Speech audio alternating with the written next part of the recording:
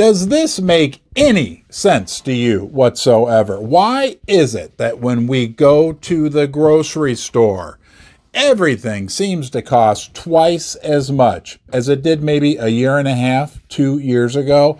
But when we decide to go to the local coin store, maybe look at buying an ounce of silver, an ounce of gold, whatever it may be, the prices are lower.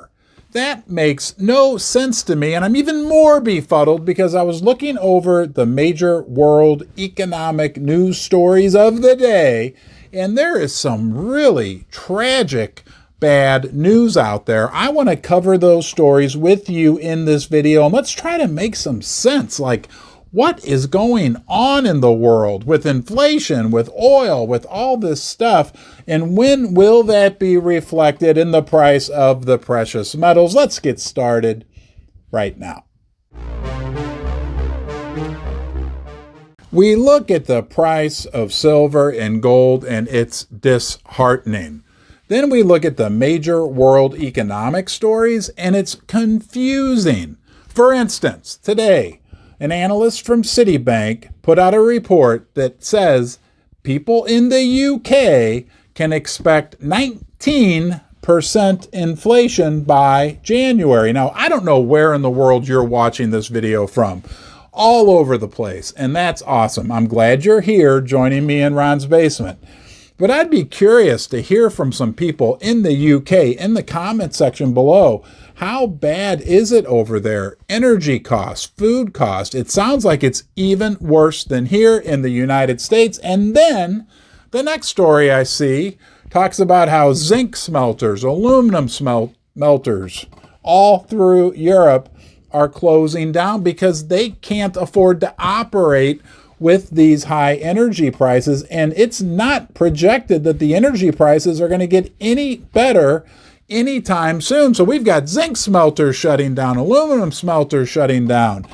All these metals that are critical to the economy aren't going to be produced, aren't going to be mined. And by the way, silver production, a big majority of it comes as a byproduct from other metal mining. And if they're not smelting, the next thing that gets shut down are the mines. And when those base metal mines get shut down, that's a lot less silver coming onto the market. But I digress. And if we move over to Germany, and I know there's some Germans joining us today, we get news that almost 60% of Germans are saying that they're going to be using all of their income just for their basic living expenses.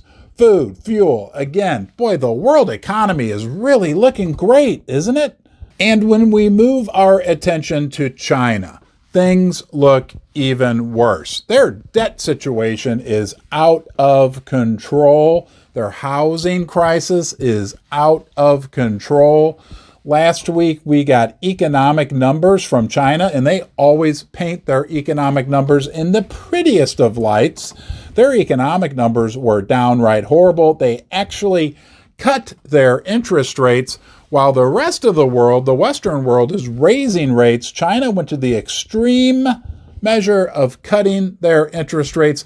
Look, guys, these are all major economic powerhouses that are connected to one another. Think about it. China, Germany, all of Europe, the UK, things are looking really dicey. And doesn't it seem like it's energy prices that are driving a lot of this craziness in the economy right now? But today, we got news from the Saudi oil minister, Prince Abdulaziz. I pronounced that wrong. I apologize, Prince. I don't know you. You may very well be a very nice person.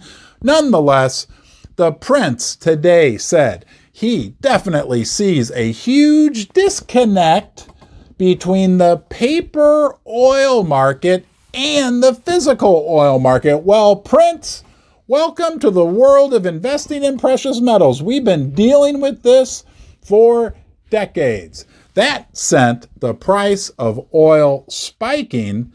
Look, there's big issues in the world right now. Economic, energy, social, geopolitical, and I would put up the argument that possibly this has yet to be reflected in the price of the precious metals. And maybe that's because just last week, the President of the United States of America, Joe Biden, declared that inflation was at 0%. I don't know how he calculated that, but maybe that's what's keeping down the price of our friends' silver and gold. Hey, no matter what happens in the future, I want you to know that you're always welcome in Ron's Basement. You are important. I hope you, yes, you decide to come back. You can subscribe to my channel, give the video a thumbs up, turn on the bell notifications, leave a comment, please, in the comment section below. That's where we get to know each other and where we can learn from each other. Until next time, you be well. You can watch another video here, subscribe here. See you soon.